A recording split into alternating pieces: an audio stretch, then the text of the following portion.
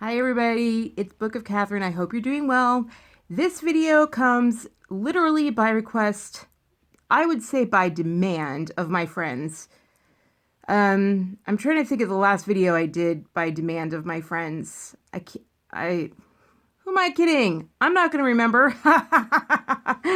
This was by demand of my friends. I know my Insider movie series was by demand of my friends. But this they asked for. I went off last week. I've been watching these crime series. I know Chris Watts was like a year ago, like last fall, so like I'm a year late or whatever.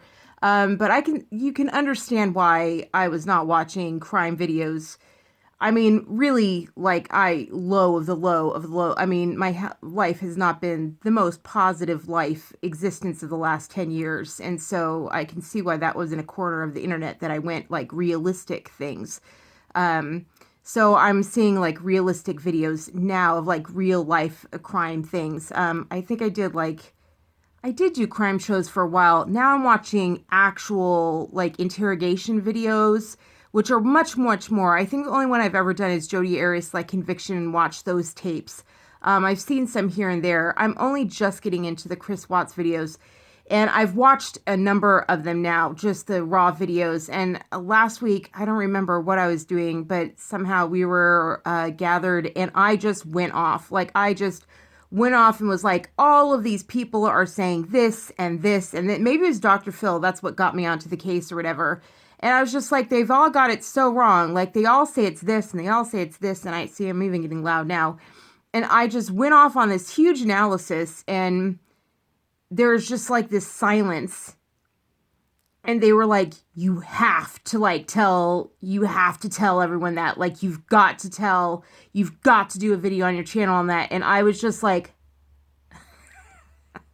there's such a big difference between telling like my friends and inside, it doesn't matter like if they're influencers themselves and stuff like that. Like, they have their own minds, they have their own wills or anything like that. It's very different to be like, like tell them, you know what I mean? Like, it's in your own living room and you're telling your friends it's like at a dinner party, and then they're like, go tell the public what you just said. Go announce that to the world. And you're like, and maybe it's because I'm just completely disagreeing with, like, I completely disagree with all of these people. Maybe, well, why don't you guys just listen? So just take it as that. So this is like, this is not a video I would have filmed had they not all been like, you need to do this. We want you to do this. And then ever since, because like I forget about it or whatever, and it's not something that was my idea or whatever, they've been on me every day, like since then, like, have you filmed it? And then I did the narcissist video this morning, and at lunch, and they were so pissed because I hadn't actually done the Chris Watts video. And I was like, oh, I better go do it before I lose friends. It's like, so this is for my friends, just basically to get them off my back. And if you guys are entertained by it, I hope you're, whatever, and maybe you'll get something out of it. Whatever. So, Chris Watts.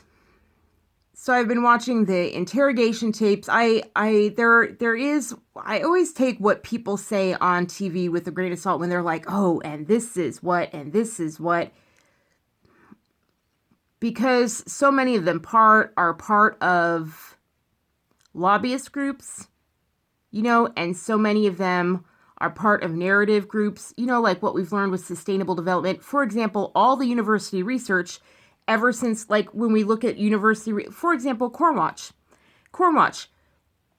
all this corn and farm research, all the research goes back exactly to 1995 when sustainable development started, and Bayer and everything like that goes right back exactly 30 years when our wealth gap started, when the entire wealth gap of the world just started, boom. And before that, the wealth gap was closing up. The top 10%, the top 90% the gap was actually closing. And nope, it just zoomed right open, right when all this research, when you trace all these research trends, you'll trace them all back 30 years. And it's like, yeah, in this kind of cartel, this goes on, and they have already done these documentaries, which of course are now wiped, on how studies have been paid for by these conglomerates, by these transnational companies. So when that even studies, they go to universities, they say, these are the outcomes we want. And so conduct a study that will come out with these outcome. And so even when these people get on TV and they say, oh, well, research states, and I always take it with a grain of salt because I'm like, based on what research? Like, that can mean anything. So analysts, I'm always taking with a grain of salt. I've already done that just because, I've been watching for the last 9 years on the internet and seeing all these documentaries and seeing it. And I've just learned to grain of salt, grain of salt, grain of salt. But when I watch actual interrogation tapes, when I actually watch I always say go back to the source. I did the same thing with 9/11. Like, I wanted the actual tape, the unedited tapes, the Freedom of Information Act. Remember how I said find the unedited tapes? I found the links for you to all the unedited source tape. It's the only thing you can go by is the unedited stuff, which is very difficult to find, though I found for you. That's the only thing you can go by is source material. That's what I watched for Chris Watts. So that's what, my opinion for you today will be based on, is this, unedited stuff, which is why I love that original officer on the scene. Later interviews with Chris Watts, the second officer or third officer, officers on the scene later, you'll see that their body cam footage totally different. You'll notice Chris Watts is off the side. Chris Watts is over here on the body cam footage. He's talking, but Chris Watts is over here on the camera. That's not a good cop. The very first cop on the scene to the very first call, he keeps Chris Watts right here. Right here. And the only time he ever takes Chris Watts off camera is when he turns his body off to the side, because Chris Watts starts to go into Shanann's phone and starts to go in there, and you can see that he's frivolously starts to messing with the phone. And immediately the cop takes the guy from immediately here, and the cop just casually turns away, goes from being silent and goes, so, leans against the wall, turns his body away and says, so, tell me about this. And it literally pulls Chris Watts away and over here to start answering questions and pulls him away from the phone. So he can't mess with the phone anymore. Literally distracts him and starts getting him onto a different topic. It's just genius police work. I swear that guy deserves a medal. In fact, I think that first cop on the scene, he's way too low down. His instincts are extremely good, and I would want him training entire police forces. He should be getting a medal. He should be, he's the entire reason that entire footage, a lot of cops would have messed up that train of footage to get the next door neighbor.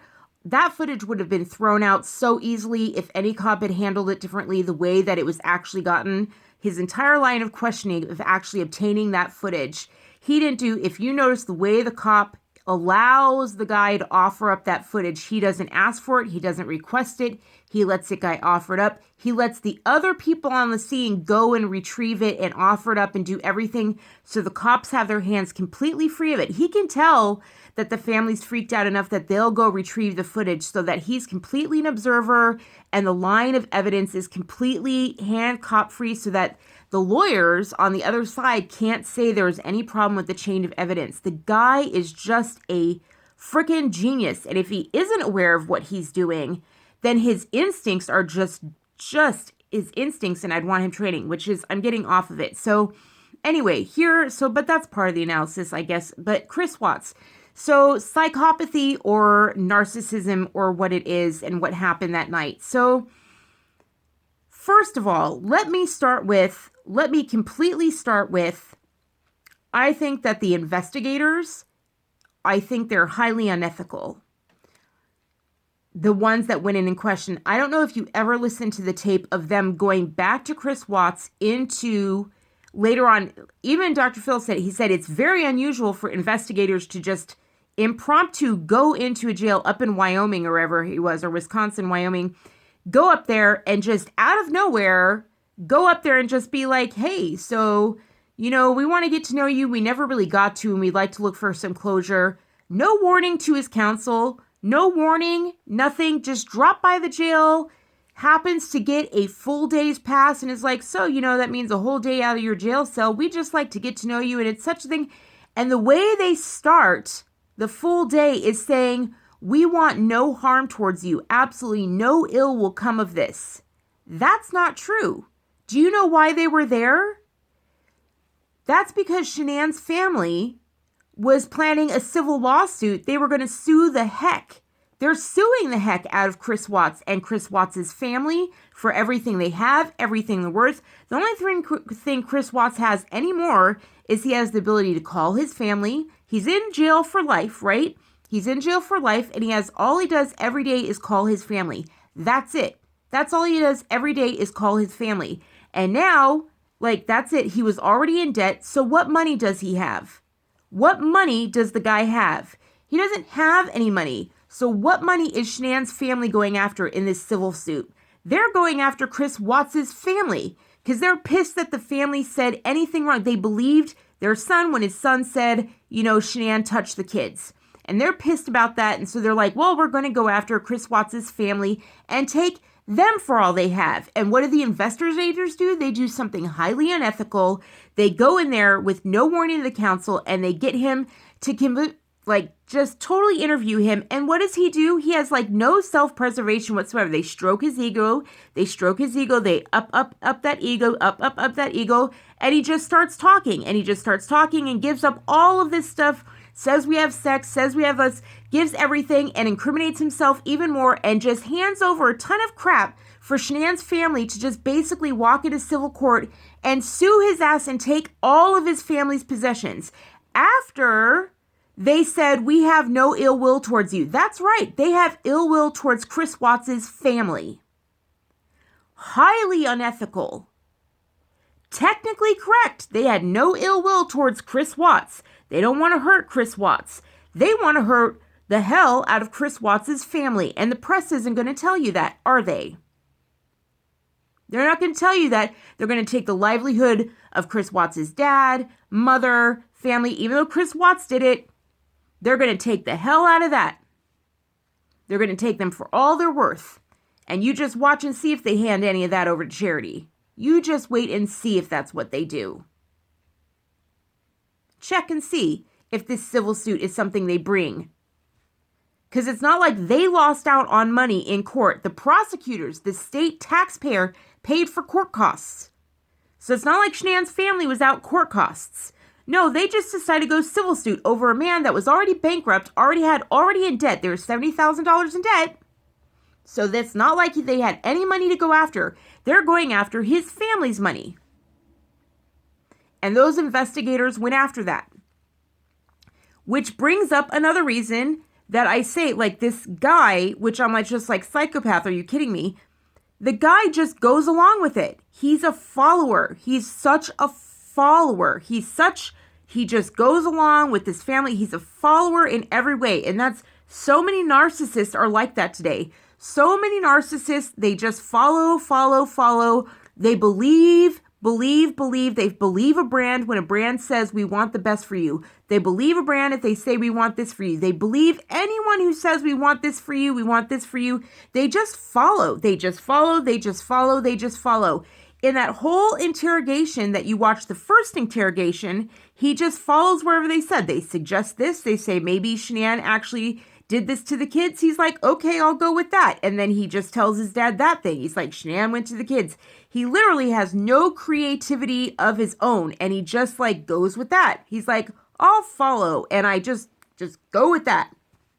Just follows. There's just so little personality there. Just expediency. And that's what narcissists do. That's why I think it's narcissism. It's not psychopathy. Psychopathy, let's talk about psychopathy. Psychopathy, there's all these women on stage with Dr. Phil. You could see them actually getting aggravated that Dr. Phil wasn't saying psychopath. They were getting so pissed off that he wasn't saying, they want him to be a man. Did you notice that on stage with Dr. Phil, they weren't saying of all the crimes, I've noticed this on all these channels now we're looking at, on all these channels, of all these interrogations, of all these influencer channels, there aren't any interrogations of Black people. There aren't any interrogations of Hispanic people. Nope. They're all interrogations of white people. Isn't that interesting? That's all they're putting out there. It's like only white people are being arrested, as if it's only white people being arrested. Either that or only white people don't know their rights and to keep their mouths and say lawyer. They actually believe police.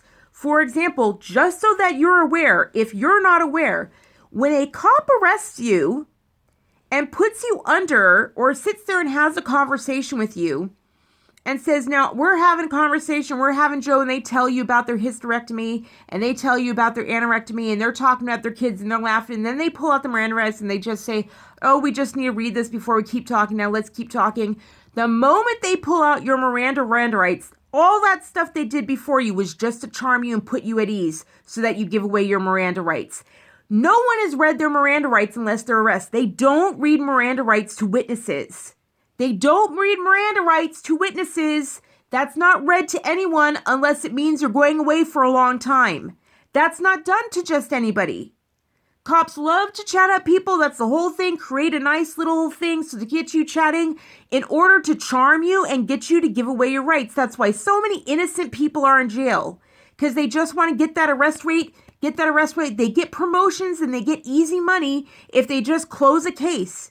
It's so easy to close a case on innocent people today. They just chat you up, and then you give away your rights. And next thing you know, you're in jail and you're like, what the heck happened? It's so easy to manipulate people today. The moment you hear Miranda or let me read you your rights, just say lawyer. And if they get aggressive with you and be like, you want a lawyer? Does that mean you're guilty? Just say lawyer. Just say, I just want to know my rights, lawyer. Just be like, I don't really understand the Miranda thing. I just want to talk to a lawyer. Be like, I'd love to talk to you guys. Let me talk to a lawyer first, though. Let me just check with my lawyer first about my rights. And what cops will say to you, they do this all the time. They'll do this off camera, when you see like To Catch a Criminal and stuff like that in Hansen versus Predator. And you wonder why these predators, after being caught, after doing text messages with a girl where they don't share pictures with the girl, they don't share sexual pictures with the girl, all they do is talk to a girl about pizza and then show up at their apartment with a 13-year-old girl, and they're like 20 years old, and the girl says they're 13 or 18 or whatever, or 16, and that's all they've done is literally exchange text messages, and they show up. Some of them have done more, but some of them have literally done, that's it. That's all they've done is exchange text messages, nothing sexual, nothing. They show up at this house, which means meet in person, no touching. They show up, and then you're like, well, what the heck? They go to the police, and then all of a sudden they waive their rights and start talking. You want to know why they suddenly waive their rights and don't want to talk to a lawyer? Because off camera, what you haven't seen is that they say, look, you could go away for this huge long time, but if you talk to us and make it good with us, we'll reduce the time. And they go, oh, I'd rather reduce the time. That's a lie. They lie to you to get you to talk. That's a scare tactic. They're allowed to lie to you. The law allows them to lie to you in order to get a confession out of you. That's a lie. Always say lawyer. And you might be like, oh, I'm aiding and abetting criminals. Well, if cops today actually, number one, if they actually donated to Democrats and Republicans, if they actually donated to the candidate that actually cared about like lawyer ethics or anything, if they didn't actually stuff ballot boxes, if they weren't actually caught on tape, actually corrupting the vote, if they weren't caught on tape actually admitting that for the last 50 years they've been involved in voter fraud, if cops haven't actually, hold on a minute. All right, I'm back. So yeah, I just think there are good, but there's also like,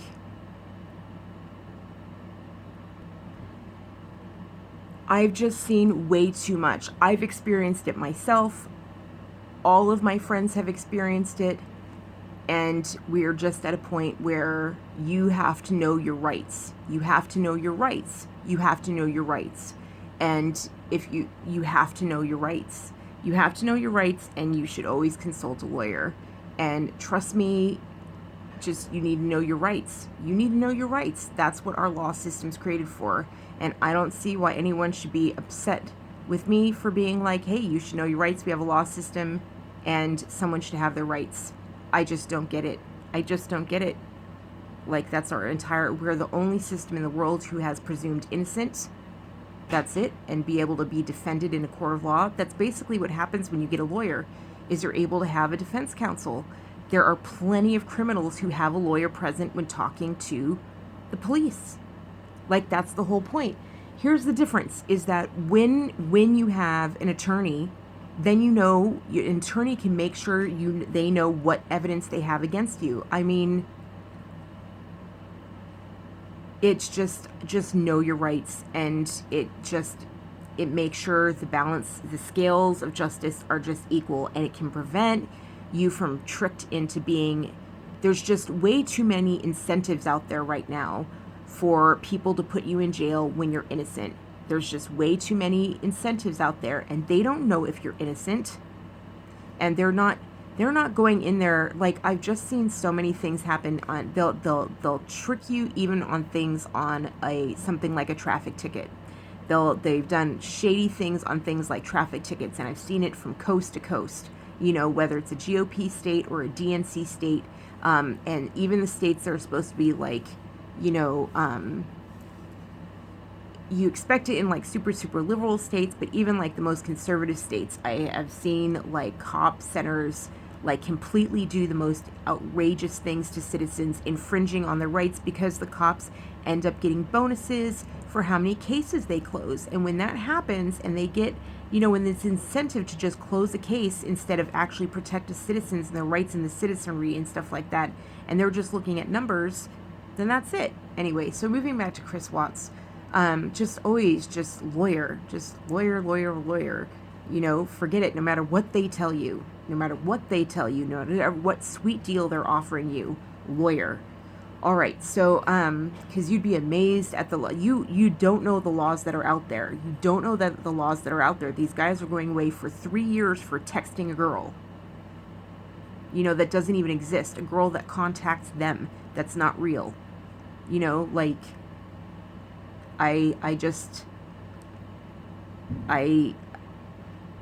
when someone who's dealing drugs, gets off with probation, I don't understand. I don't even understand it. I'm just kind of like, well, one kills people, I am just like, we need to have a justice system that's, somewhat of a balance here. So anyway, and $6,000 bond. I mean, it's ridiculous. For texting, a girl when we have an entire Twitch. Anyway, so I'm getting off on something else. So Chris Watts. So anyway, why do I think it's narcissism instead of psychopathy? Well, let's go through psychopathy. So, things for psychopathy are things like impulsivity, okay? Irresponsible behavior, right?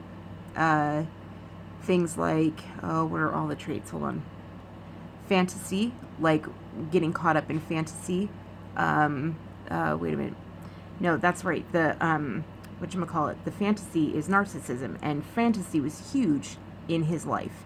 Fantasy was huge, and the narcissist that, especially the kind of narcissism for that generation and the generations coming up, fantasy is a massive, massive one. And they get these fantasies that they want, and then when they don't get them, then the narcissistic rage is triggered. But psychopathy, pathological lying all the way through, lying and no remorse for that lying, right? I really want to make sure I get this right. So pathological lying, glibness, superficial charm. Superficial charm is a real big one. Would you call him charming? I mean, did he charm everyone in the room there, or did he just kind of follow along? He was super quiet. Do you remember that? He was always quiet. He's the best thing that ever happened to her, right? But he was just quiet. That's not, he just quiet, and he followed, right? But he didn't sit there and charm the people. When you listen to them investigating, I mean, did he sit there and charm them? I mean, when you watch the interview, I mean, did he sit there and charm the cameras? I mean, he was uncomfortable. He looked uncomfortable. He's not in possession and control of himself. He was highly introverted, right? So he didn't have a glibness about himself, a lack of remorse or guilt. And that's like, when he saw his truck driving by, first thing he did was put his hand on his head.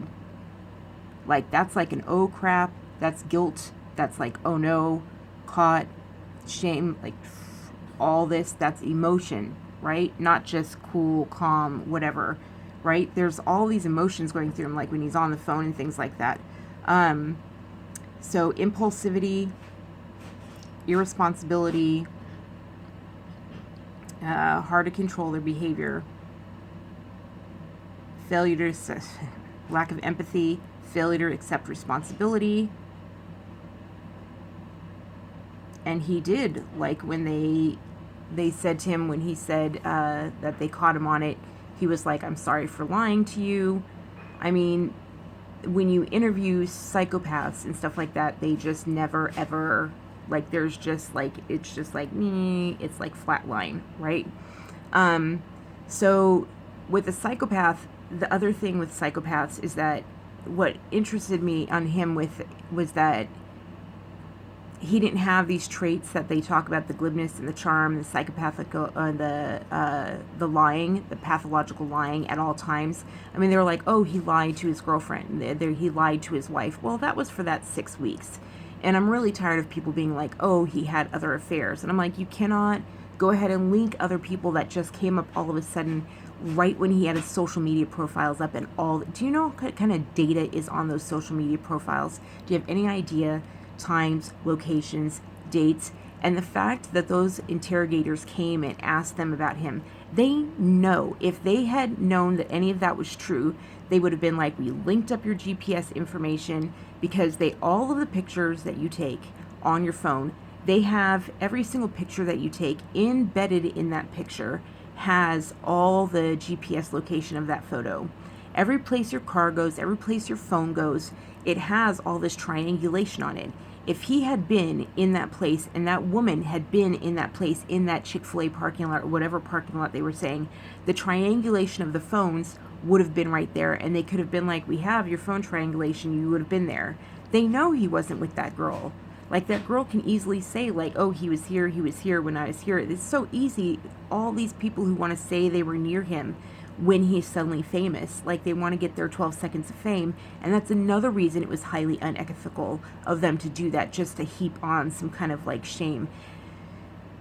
And what was very interesting about those investigators when they came in and they talked to him, it was so obvious to me listening to that tape that those investigators, those interrogators, like, actually just listening to it, when you listen to the actual audio tape of those investigators, and you can kind of see it in the actual investigator room too, those investigators are narcissistic as well.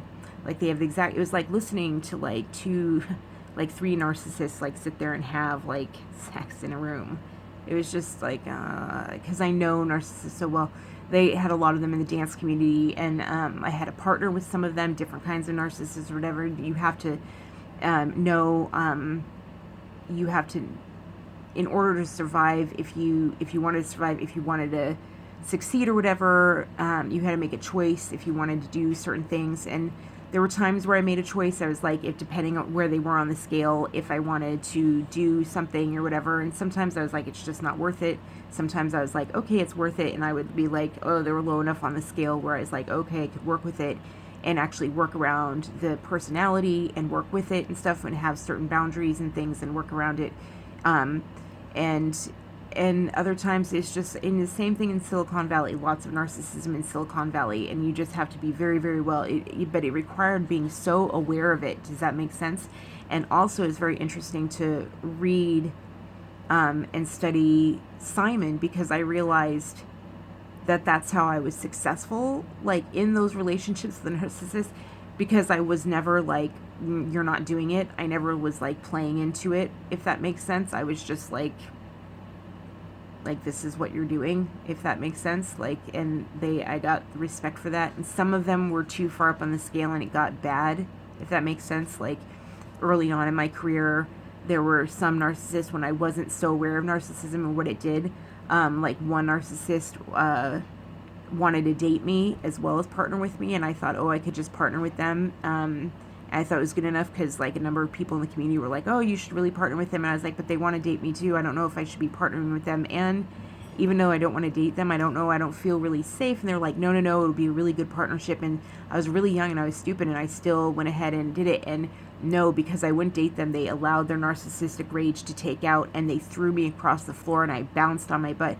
And that's my pelvic, you know what I mean? Right on, that I still have pain in today, right on my pelvic bone.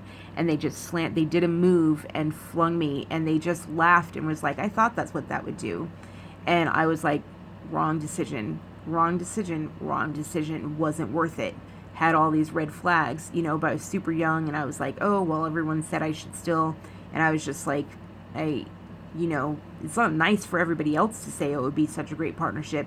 No, like not when it's with a narcissist that was further up and you know, and strong and everything like that. And so it's just this whole thing of like, you know, and the moment like the last narcissist I danced with, like, and even that even was not smart in a lot of ways because like, I don't know, there's just a bunch of other things to that, but like the moment the partnership was over, I was like, I'm out, you know what I mean? Like the moment the partnership was over, like it was literally dancing only. There was no relationship outside of the dance partnership, if that makes sense. And that's very important. Like it was just like dance relationship only. Like come together to do the dancing and that's it. No relationship outside of that. Does that make sense? So it's really important to know all of these things and to be aware of it. And some people have to do work the same way. And I think that, so it was just so eerie listening to this interrogation being like, like,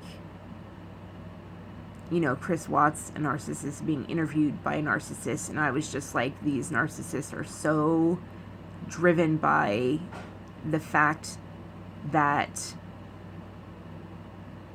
their own careers, that's why they breached so many ethical divides, because they were so into how high this profile their case got them by getting this guy so easily. They're like, why not get more? Why not get more in this guy? We just got him 25 years. Like, why not keep getting one over this guy because we can? Why not get us more? It's like Icarus and the sun. They got burned because their ego just couldn't help themselves. They just couldn't help use this guy. It was so easy to use this guy because that's what narcissists do. They see everyone around them as tools to use in their own rise.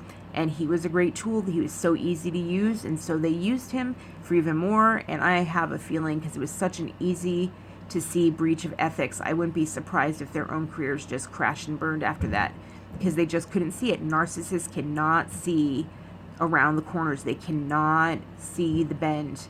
And people didn't really see the ethics that they were breaching in that room with Chris Watts, because they were so focused on how bad Chris Watts was. But I was just like, you know, it's pretty apparent to me how bad. That's why I said, like, a lot of things in America, I have a problem with investigators in the room watching American tapes, because I'm just like, these American investigators, there's so many ethics violations going on, in my opinion. It's so easy when you can get drunk on power. You have to kind of holster it and be the adult in the room. Anyway, so what happened with Chris Watts on that day? What do I think actually happened? My point is that I think he has a lot more traits of narcissism. I think all of these traits, like things like lack of remorse or guilt, shallow emotions, lack of empathy, failure to accept responsibility, pathological lying, superficial charm, manipulative behavior, all of those things are things we see on Dr. Phil from teenagers all the time. Every single unruly teenager we see for years, since the age of 10, they've been doing that for years and years and years, as they steal, lie, manipulate to their parents. They look cool on Instagram. They're into charm, glibness. They smile. They'll lie out of the deep. They'll lie because for a purpose. Sometimes they'll lie. A lot of them will lie for no reason. That's pathological lying. And they have superficial charm. They won't tell you what's really going on inside of them. They're just like, haha, smiling, charm for Instagram or whatever. And they got that superficial smile. They'll break law for no reason. They'll break all kinds of laws.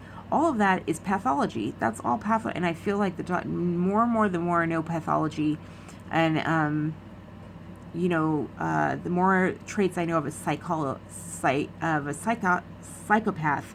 the more I feel like the Dr. Phil show has been seeking out psychopaths for their teens. Like, they haven't been looking for really unruly teenagers. They've been seeking out psychopaths and just calling that normal teenage rebellion. But in reality, they've been seeking out psychopaths and psychopathic behavior. And that scares me. But that's not what Chris Watts was doing. Chris Watts had a family. He had 2 girls that he was raising. He had not cheated on his wife yet.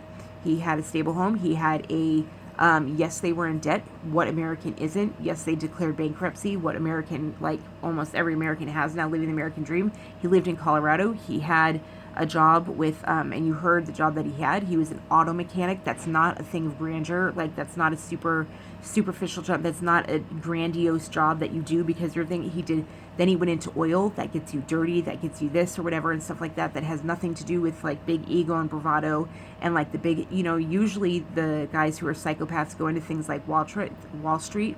That's why they did that. Like Wolf of Wall Street and American Psycho. Those guys love to be dressed up and like look like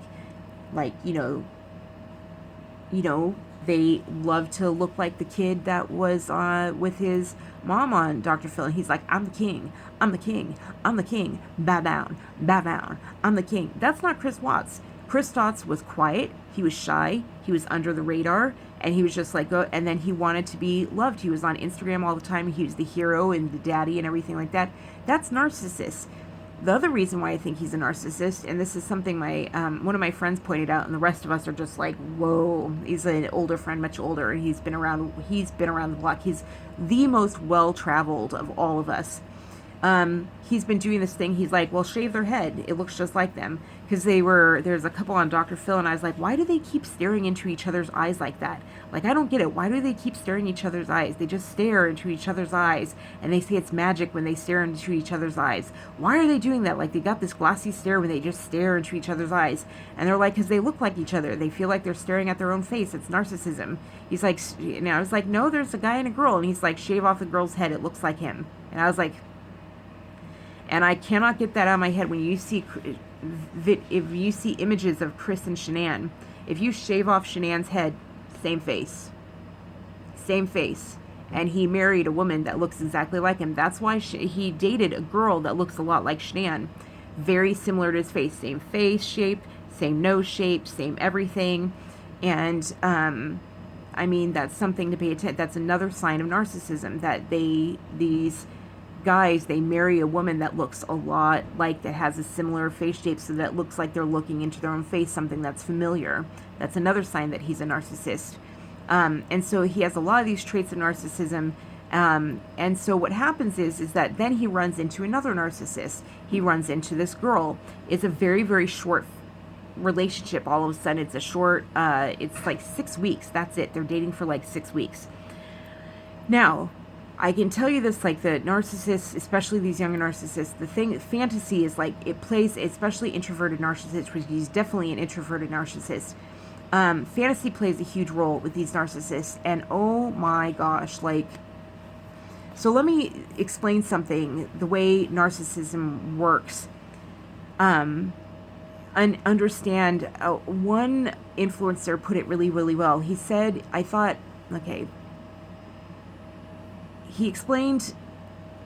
he said something that no one else is pointing out. He said, everyone focuses on the pain Shanann felt that night. And I guess here's something else I want to get to. Why he killed the kids. I guess no one's really talking about that. Like, why they say he's a psychopath because he killed the kids too. And I'm like, okay, I can explain that as well.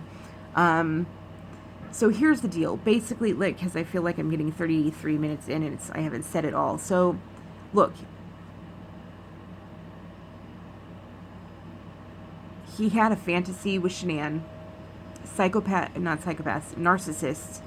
Narcissists go through life, they only see themselves, and then all they see is themselves, and then everyone around them are like spokes on a wheel that center for themselves, and everyone around them are just tools to serve themselves. And then if any one of those spokes on the wheel, anyone around them doesn't fit and doesn't do their job to serve their needs, then it sparks narcissistic rage. That's what happens. So if you don't get in line and you don't serve their needs, sparks narcissistic rage. You can see that in Shanann's relationship with him in several ways. Number one, the cop asks Chris, does she ordinarily make the beds? And he says, not always, no. Now, the cop didn't ask that question. The cop asked, does she normally make the beds? Is that normally her job? That means normally. That means, is it normally her job to make the bed? The answer to that would have been yes, if that's normally her job. But what Chris says, it was not always, no. Which was she failed at doing all the time, which was he would not give her credit of normally. He wouldn't even give her normally. What he sees is all or nothing. You either do it for me all the time. He had an expectation of all the time. And if she didn't do it all the time, if she didn't serve his needs all the time, then she failed. His answer was not always, no. And that's a sign of narcissist. She failed. When he said, does she normally? Not always, no. So the answer, because she didn't always do it, the answer became no. You can also see that perfectionism he demanded when you see their basement.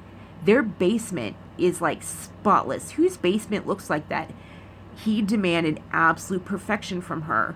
And she also had a job. She had a job that was making bank. Because of their bankruptcy, she ended up taking up a job and she was making good money. He was making good money. And still, on top of that, she had the time to do all of that. She had to work overtime with 2 kids. And yet she still, despite having 2 kids, despite having a demanding husband, it was a spotless basement with everything organized in bins. And they had a lot. They had a lot of bins, so they owned a lot of things. And everything was perfectly organized. I mean, there wasn't a speck on the floor. Not a speck, not a hair out of place. He had a high demand. Look inside that house. Not a speck out of place. He had high demands and high expectations for her. Not always, no. Not always. Unless it's always, you get a no. You get an X. That's what narcissists demand. If you don't do it always, you get a fail. And all the cop asked was, does she normally? You don't get credit unless you get a 100%. And we're humans. No one gets a 100%. We're not robots. Unless you're a robot and you get programmed in to always do it, it ain't going to happen. Even slaves don't. That's why slaves got whipped, because no one could do it 100% of the time. So another sign that he's a narcissist was that, withstand, let me hold on because my brain's kind of going. It's been a while. Right. Okay. So when he's sitting in the seat of the interrogation room, he actually says, like when he talks about the kids, how does he talk about them? When he talks about their individual traits, he says, this kid preferred me and this kid preferred her. That's how he talks about their individualism, is in which kid, who they picked as a parent. That's what he's aware of, is which spoke on the wheel were they? Did this kid serve me and my needs? And that kid failed, they picked that. So which allegiance did they have? Were they aligned with mom or were they aligned with me? And that tells us exactly why those daughters died. In his fantasy, the reason the 2 daughters stayed alive is because they were included in his fantasy. He killed Shanann. He says why he killed Shanann, because she said, you'll never see those kids again. Well, that's it. Like, the kids served his fantasy well. The kids were such a huge part on that spoke wheel of a narcissist's lifestyle, of all these spokes. Kids are amazing. And that's why they're little like dolls that are amazing spokes on the wheels. That's why they're so highly abused by narcissists. They have no personality themselves. They're so highly abused by narcissistic parents. Is that they're these spokes on the wheels, and these kids have to do everything this parent expects. They live for these parents. They do everything for the parents. They just live to make these parents happy. They have no personality themselves. That's why we see videos of these kids and the parents talk to the kids. You won't actually ever hear these kids form a sentence. You'll hear like blah, blah, blah, blah, blah. In fact, a lot of kids today, when you hear them actually, when parents ask for responses from the kids, you won't really hear a response from a kid. You won't really hear verbal sentences. You won't hear a kid actually say, oh, I like this, mommy. I like this. Can we play outside? You won't actually hear that from kids today. Send me a video where a kid says that. you'll just hear kids go, "Ah, blah, blah, blah, blah, blah." That's what you hear from kids today, because parents don't want that from kids. Parents don't want kids to be individuals. Parents just want kids to smile for the camera and make them look good. They're spokes on a wheel. That's it. They're just little Prada backpacks. They're spokes on a wheel for a narcissistic parent. That's it. You know, they're spokes, and they're just a tool in the shed of a narcissist to serve that human's condition and that vision of themselves. And so what happened is that in his vision, Chris Watts basically went into that night, and he had a vision of his family with Shanann as this perfect world that he had had. And then what happened is this girlfriend came along, and I read the emails that happened. She basically offered a vision of a different life, a better life. She read his social media profile and basically immediately not only pursued him, she went after him. I saw the text. She's really good at what she does. I've run into female narcissists just like them, and they're very good at what they do. Very, very good. She pushed a little bit, said, "I'm super, super interested," and then she pulled back. She knows narcissists like him. She knew exactly how to play him. Pushed a little bit and then pull back. It's exactly what really, really good high-end hookers know how to do. Oh, they're so good at the game. In order to get more money, so good at that game. So good at that game. And so you give a little of it, say, "I'm really, really interested," and then pull back, which makes the guy come in. You know, it's exactly what other narcissists get. It's just she's even better at it. She's an extroverted narcissist, and he's an introverted narcissist. He's really good at following, right? And so she came along and just played that game. And so what she did was, when they started going out on dates, they didn't do things that they both liked. She took him to every single museum that was on his social media profile. She just charmed. She love bombed him. She love bombed, loved bombed, love bombed. And love bombs are usually a sign of an aggressor. Love bombs are always the sign of violence. That's, if you read the FBI things, if you read what's that amazing book, The Gift of Fear? Love bombing is a sign, charm is a sign of violence, impending violence. And she love bombed the heck. She love bombed the heck out of this guy. And it just filled his head with an even, like Cinderella, he was like, even better fantasy. And so when Shanann went away, he was like, "I have this fantasy of just closing the chapter on this fantasy and just moving on to the next fantasy. And I'll just move on and keep this fantasy." And he even closed it by having sex. He's like, "I'll end that fantasy with this fantasy. I'll have sex with my wife, and I'll end that fantasy with a fantasy. And then I'll just say it's over and explain it to her. And then I'll just start my next fantasy, and it'll just go on seamlessly." And narcissists don't see any other way of thinking, because everyone's always conformed to them. Everyone in their lives have never, ever told them the truth about who they are. They've always served their purposes. And for the first time, you even see it in Shanann's articles and things, all of her texts and everything like that. She's writing letters to her friends saying, "I'm writing these speeches of, like, can you approve this speech of me talking to him and confronting him, and confronting him, and I'd like to share this letter with him, and I'd like to talk with him," and everything. That shows incredible fear. And that's huge in the church community, by the way. In the church community, not the Catholic church community, but in the evangelical community, which is huge in Colorado. Colorado has a massive evangelical church community, a sick community. And you'll see it huge when you see them interviewing. And it can produce good things. Maybe it produced that really good cop and the good people that interviewed, but it can also produce really sick things, like this Shanann, who just said, caved into everything this guy, Chris, said, and said, like, "I want to be the good wife. I want to be the good wife. And, like, I never want to confront. If I want to confront, I want to do it in love." And they have this whole thing about confronting. It's so sick and twisted. And then they give all their money away in dues and donations. I just heard this really funny thing about, doing donations, this church that was giving away donations to a pastor that was just using pictures of Bill Gates. They didn't know it was Bill Gates. I was just like, "Oh, you got to be kidding me." When I tweeted out about Bill Gates, whenever they're like, "That's people we're donating to, like, that's what people, the pastors," and I was like, "No, that's Bill Gates. That's like Bill Gates and Warren Buffett." And they're like, "No, it's not." And I'm like, "Oh my God, like, no." So yeah, some church people are so out of it that their pastors can just, take advantage of them. So it can be really scary in some of these, like, evangelical churches or whatever. I'm just like, or non-denominational churches, not evangelical. I don't know. I don't know what all of them are now. Everything's so weird out there now. I guess every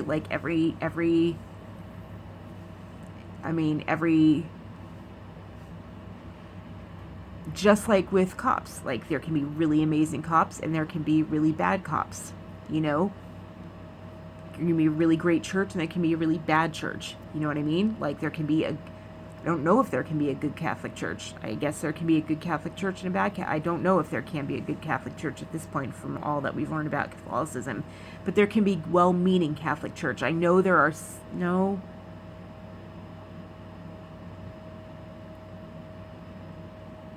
I don't know. I'll get into that later. Anyway, so but like Peterson says, it's to each person in their lives to decide what to do with their lives. You know what I mean? You can make something good out of your life. Every decision you make matters. And what your job is to decide what you do with your life. Don't worry about other people. Worry about your life.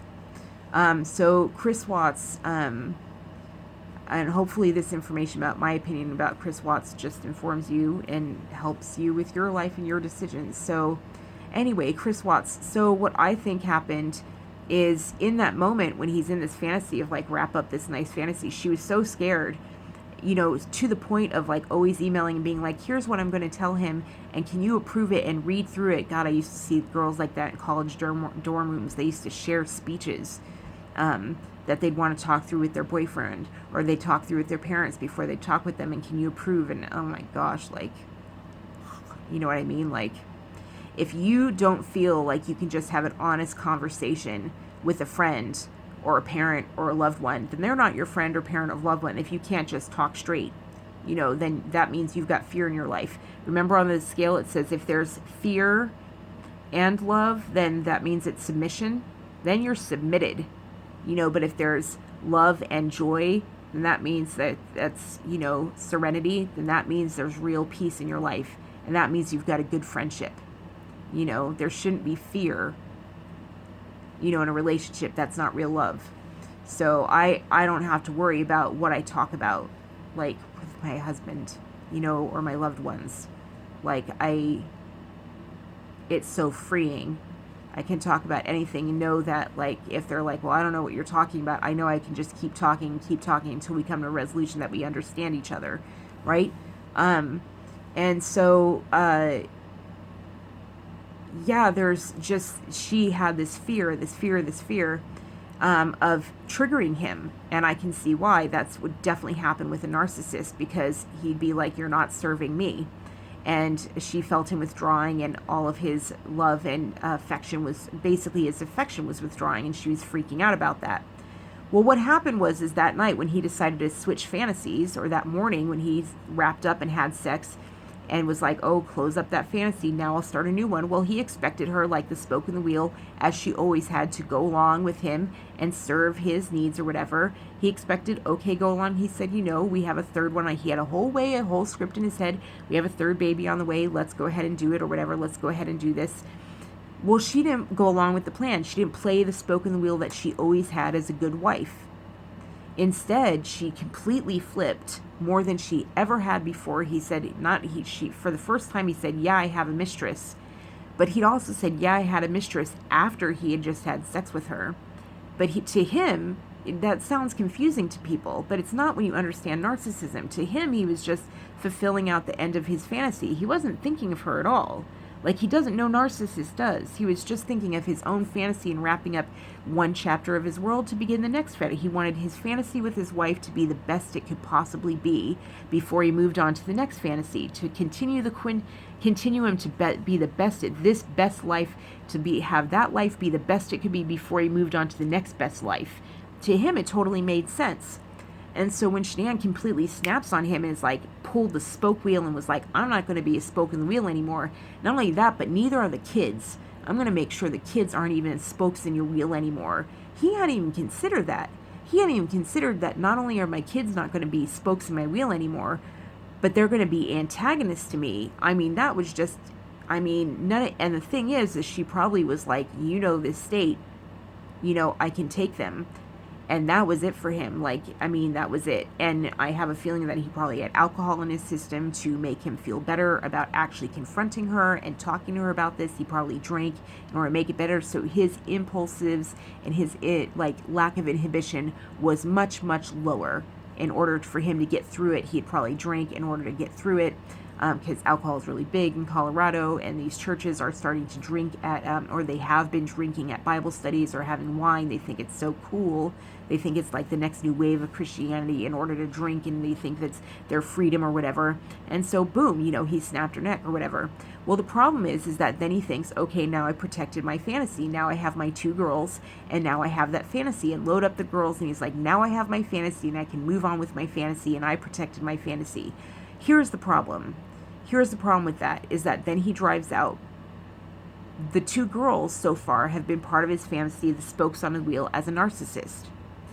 But as he's driving out to drop off Shanann, the 2 girls are saying, where's mommy? And no matter what he says for 45 minutes, all his narcissistic charm, all of his coaxing them to get them back on team him, to become spokes in the wheel, and to serve his purposes again, none of it works, because mommy's not there. She's in the back, and that's it. He starts realizing they're not team me, they're team mommy, and he starts seeing them. What happens is that will start triggering narcissistic rage. The further and further he drove, 45 minutes, further and further and further, he was giving them more and more chances. Play my game, feed me, all 45 minutes, feed daddy, feed my narcissistic vision, become spokes in my wheel again. Stay spokes in my wheels, kids, stay spokes in my wheels. But instead, the kids are like, well, what's wrong? Where's mommy? Why is she in the back? Asking questions. Bella or whatever is sharing what she saw. They start crying. And all of a sudden, his fantasy is starting to fall apart, and they're not helping him keep it together. And by the time they reach it, he can just see that, oh my gosh, they're picking her and not me. And that's it.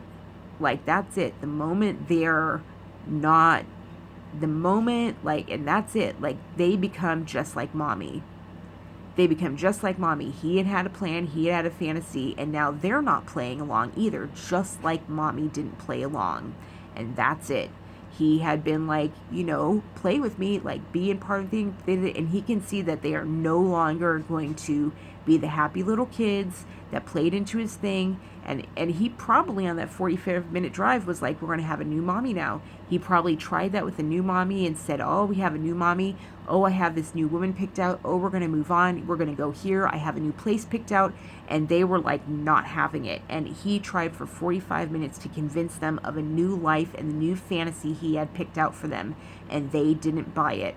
And that's when they didn't buy into it. They said, we're not going to play. We're not going to be spokes in your wheel, and we're not going to be tools in your shed. And that's when he killed them. Because just like Shanann, they were like, we're not going to pick it. And that's why he killed him. That's why he waited 45 minutes. And that's textbook narcissism. That's not psychopathy. That's not psychopath. He had no signs of that beforehand. A lot of teenage kids today do that, are breaking laws and 6 different kinds of laws all over the place, and stealing with no remorse, and pathological lying all over the place and stuff like that. No, he's just textbook, narcissist or whatever.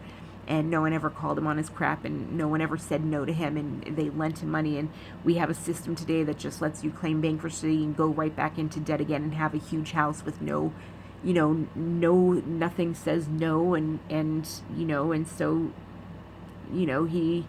people are like, oh, why did he do this, but then worry about the guys and worry about harming the guys? And I was like, because he wants to look good in front of the guys and take care of the guys, because his image to the guys matters. They always care about their image. Does no one understand narcissism? I really don't understand. I feel like no one in all these experts talk about narcissism, but they really don't understand how narcissism works.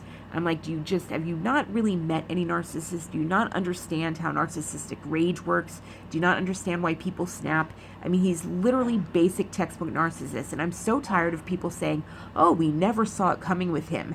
That's a damn lie. That's a damn lie. You see it all over the place with narcissists. You see it all over the place. Why do you think they move so far away? Why do you think they moved so far away? Why do you think they were all the way near them, and then the 2 of them completely moved to the other side of the U.S. away from her parents? Of course they saw red flags. Of course. And anytime you start seeing all these things on Instagram of oh, they're the best thing that ever happened to me. And anytime you see a perfect Instagram life, And no one ever says like, oh, we have, I'm like, that's always a red flag. I'm like, give me a break. And you know what? Here's the other thing that really bugs me about people online. And they're like, oh, there were no signs. Oh, there were no signs. And they said nobody said there were problems. Nobody said there were problems ahead of time. And frickin' the guy next door said, literally, in the first interview with the first cop, said, they were fighting. They were having fights. They were having fights, and the fights would hit a huge fever pitch. And Chris could give it to her. Chris would give it to her good. He would scream louder than the rest. And I'm just like, no, they were having fights, huge loud fights, and she left to take a break. There were signs ahead of time. Why are you lying and saying there weren't? That really pisses me off when people start changing the facts of the case. And last thing I want to say is this. One really good guy, I was mentioning it earlier, one really good guy had a great analysis of it, and he said the pain that Shanann felt that night, everyone focuses on it instead of paying attention to all the pain she suffered those 6 weeks. If you read her text messages, she suffered a lot of pain those 6 weeks of feeling her husband remove himself from her. And she suffered a lot of emotional pain. And he says that was probably the most difficult thing, was watching her suffer the departure of her husband. And he said the real difficult thing was seeing the pain of separation and when a spouse cheats on someone. Seeing the pain of a cheating spouse. That was truly painful to watch, as the pain of a cheating spouse. And in that, I also want to mention, everyone's shading over this. The girlfriend Googled Amber Fry and the worth of Amber Fry. And I'm like, oh, honey, Amber Fry didn't know he had a wife. Your first email mentions the wife. Like, you ain't getting a book deal. Like, any company that gives that chick a book deal, we got a problem. And the fact that she's looking up wedding dresses within 6 weeks, within 4 weeks of them dating, like, and she's a narcissist too. And she's got, I'm like, she went in there with a goal, with a vision, whatever, and she's highly, highly skilled, and I've seen girls like that. They are so good at what they do. And I guess I'll end with that. Men. Women out there today are telling you they're on the pill and they're not on the pill. Here's how the pill works. A woman has to take it the same day, every single day, on the hour. They have to take it at 6 p.m. every single day at exactly 6 p.m. or else the pill doesn't work. And even then, it's not exactly foolproof. Unless your girl is vigilant to the point where she is on time with everything. If she shows up to work on time every single day, if she's that meticulous and that vigilant about things and such a good timekeeper, then you can trust her, and she's like super worried about getting pregnant, then you know that, oh, she can watch her clock, and she's like, oh, need to take my pill, need to take my pill. And she's like, oh, noon every day, take my pill, take my pill. Unless she's that vigilant, you know you got a problem. Just because they say they're taking the pill doesn't mean anything about getting pregnant. You need to be wearing a condom. And I'm tired of hearing men saying, what's a condom? Condom is the only way that you can really make sure that you're going to not get pregnant. You need to be wearing that condom, men. You need to be wearing a condom. You need to be wearing a condom. And then you need to take that condom with you. Because I've seen plenty of women take the condom afterwards and use a little turkey baster and turn it. There's plenty of videos online of girls showing how to use a condom to take the sperm and get themselves pregnant. Now, why do so many women want to get pregnant? Because all they need to do today is get pregnant by you, men, and take your paycheck for the next 20 to 30 years of your life. Because a baby by you means they get your wages. That's it. They get pregnant by you. They don't need you. They just need your child support. They go to the law books and they file for child support, and then they get to garner your wages, half of your wages for the rest of your life. They don't care who you are. They don't care where you work. They don't care. They'll take your parents' money. They'll take your land. They'll take whatever. They'll sue the heck out of you to take your money. So men, you've got a male body part, then you are suddenly a bank for every single woman on the planet. And there is a hell of a lot of women that are like, I don't want to work. My parents taught me that I shouldn't have to work. I don't deserve to work. I don't know how to work. They didn't teach me how to use a dishwasher. They didn't teach me how to use a washing machine. They didn't tell me how to write a checkbook. They didn't tell me how to earn my own bank account. They didn't tell me that my brains are valuable. They didn't tell me how to do anything except to shop. And so, you know what? I need to find a way to actually make my way in life. So why don't I just go steal a man's sperm and get a baby and sue him, and then I'll take his money, and that's how I'll live. I'll get a welfare paycheck and I'll get his bank account. And that's how a lot of women are out there just doing it today. They're just going out and get men pregnant, and then that's how they make their money, is just stealing from men. left, right, and center. And parents, if you are not aware of that, if you're not, and I'm so tired of hearing parents say to me, if I get one more email of a parent saying, oh, my son doesn't want to actually talk about that, I'm like, well, this is what I say to every parent who sends me that.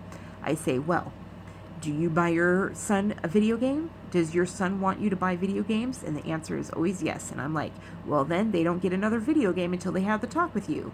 I mean, they're like, well, that's bribery. And I'm like, no, that's called trade. I'm tired of everyone talking it's bribery.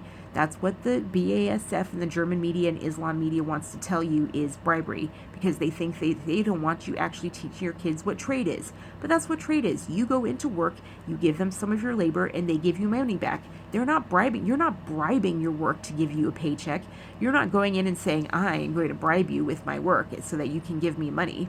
I'm not holding out on saying, no, you can't give me, your work's not going to you and saying like, we're not going to give you money. They're not bribing you for your work and your labor and being like, we're not going to give you money unless you work. No, you're trading. You're trading. You want something from your kid? Say, you know what? I want this behavior from you. I want you to do this. So I'll give you this for that. That's trading. That's how the entire world works. You know what I mean? You want a driver's license? You need to take this test. Trade. You know what I mean? You want a burrito from Del Taco? You got to give that money. Trade. You got to teach your kids how to do that. If you want your kids to have a certain talk with you, they want a certain game, or they want to go to a certain place, they want to ride to a certain place, trade. Oh, Mom, I want to ride here. Really? Well, I want this. Trade. That's the way it works. All right. Love you guys so much. That's my thing on Chris Watts. Like, he just murdered his kids for that reason. And I'm tired of saying, oh, they had to break his bones. Turn the shoulders. I hate to say that or whatever, but turn the head, turn the shoulders. Like, they keep trying to make it more grotesque than it is. Like, and the reason why, of all the cases that they're picking out, there are murders all across the country, and they're not mentioning angel murders, which we all know that angel murders and murders that are being done by MS-13 and murders that are being done by sanctuary states and sanctuary citizens, by illegal aliens, where they're dismembering bodies and cutting off heads and leaving them in dumpsters of 6-year-old kids and slicing up them and scooping out bodies and leaving drugs inside of them. Much more heinous and horrific crimes of family members and stuff like that, and yet they focus on this Chris Watts thing. If you're asking yourself why this story and not all these other heinous crimes, if you're asking yourself that, notice something. They always cover the story where oil's involved. Oh, they left him in an oil canister. He worked for an oil company. Oh, we'll cover that. They're just anything to make oil look bad, so that American oil and oil independence looks terrible, because the climate change agenda is all about German industries, which is BASF oil and China oil and all those oil companies growing while American oil industries tank. They don't want you buying oil. They want you buying, you know what you end up doing instead? You buy energy efficient appliances, energy efficient, do recycling. You know what? All the recycling manufacturers, all of the recycling, every single energy efficient machine, washer, anything that's green, anything that's efficient, anything that's greenhouse gas, whatever, it's what Germany makes. It's basically a German product that you're buying. It's all created by Germany. It was basically something they started back in 1990s. They started developing all of these what's called environmentally safe. But it's all crap. That's why the houses, like Brad Pitt built a bunch of houses down in Louisiana that were all green for the people who were like whatever that, and now the houses have been like flattened, in 6 years or whatever. The stuff is complete junk. It's just a sales pitch to sell crappy stuff. You know what I mean? Like, that's totally, they say it's environmentally sound. No, you know what's environmentally sound is just using wood and then growing a tree again. Like, forests regenerate. That's the whole point. We had a whole system of regenerating forests. It is the most environmentally sound thing that's out there. Like, best for the environment. We had an entire system going on that the planet lived on for thousands of years, and now they're just like, no, we'll just like, and now ever since the last 30 years of this environmentalist thing, brand of Germany, now China is completely poisoned. The water's poisoned. Where everything's built, all these things that that German manufacturers have created, where everything's produced, all these companies design it, and then it's produced in China. China, the table water's poisoned, the air is poisoned, everyone's wearing masks. It's apocalyptic conditions. Congratulations. And now the polar jet stream is completely pulled off. Way to go, environment. I'm like, I'm not doing anything remotely related to recycling.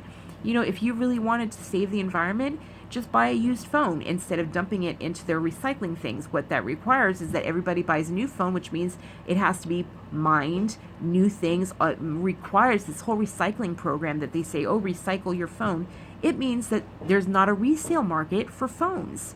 That means that's like saying eliminating the entire resale market of clothes, so that you'd have to have new clothes made all the time, which just, can you imagine what that would do if you could never buy a used piece of clothing?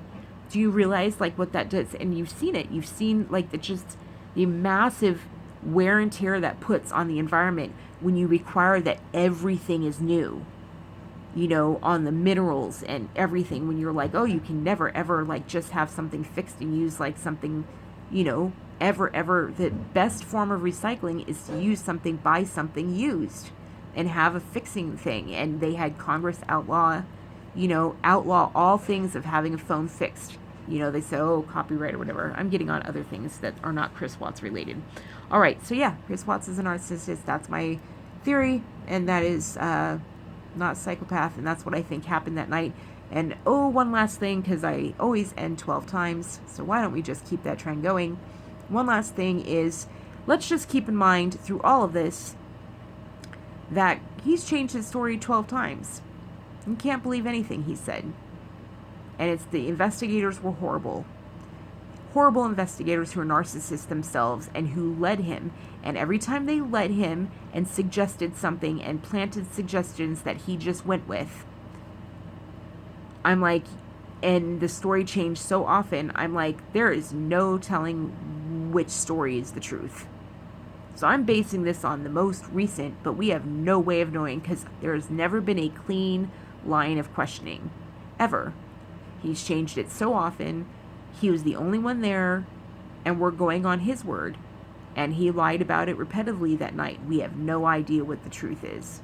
We have no idea if they had sex that night. We have no idea if she died first. We have no idea if the girls died second. We have no idea when who died. I mean, we think they died second. We think because we saw the girls. We don't know. We don't know what's on that tape. We didn't see anything. We have no idea. We have no idea what happened in that house. We have no clue. Keep that in mind. Keep that in mind that you are going on the word of this guy that changed it. You know? Keep that in mind. That you still don't know what happened that night. Not really. You still don't know what happened that night. Because there has not been a clean investigation. There was never a time where someone sat down and had a clean investigation where they sat down, built the trust with the guy, and then just let him talk. Just let him talk. There was always an investigator in there that had an agenda. Always. That was trying to get their fame or their thing or their idea, or just wanted to beat this guy because the cameras that was looking for a sensational story or wanted to get the most out to get, like, you know, they never questioned it. They never went after, like, you can even say it, that he was just like, we had sex, and they're like, oh, really? And they moved on, and I was like, just accepted it as truth. Big, huge change. Yeah, so anyway, big, huge change in the story, and they just were like, oh, okay, and they move on because they're like, oh, that'll be juicy for the papers. You know, any other cop worth his salt would be like, well, that's a big change, you know, from what you're saying. Like, that's a huge change from the story. Any reason you didn't tell us that before? Like, no normal investigative tools of the best trade. Like, no effort. We've never had a really good, clean investigator and investigation into this guy, into his mind, that was interested in the truth. These people were just interested in their careers. That's what happened when you put narcissists in with a narcissist. You get this crap of changing stories. And then just a guy who's just like, oh, sure, I'll tell you anything. Tell you anything you want to hear. Okay, well, and for all we know, this is his most recent bit. Who the hell knows? Who the hell knows? You know, so, I don't know. This is what I think happened based on what I think it fits perfectly narcissism, but you know, who the hell knows at the same time. Anyway, all right, so I guess that tells you I'm worth my salt because I'm willing to say we don't know. I'm willing to say that. I'm not willing to go out there.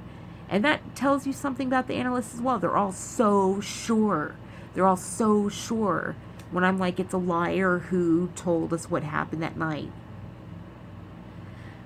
I love you guys so much. Please donate down below so that you can keep me going, keep me healthy, and keep me with all these appointments and everything like that.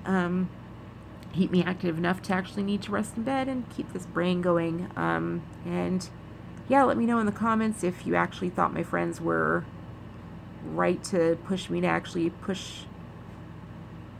put my opinion out there on Chris Watts and the whole fiasco and disaster. And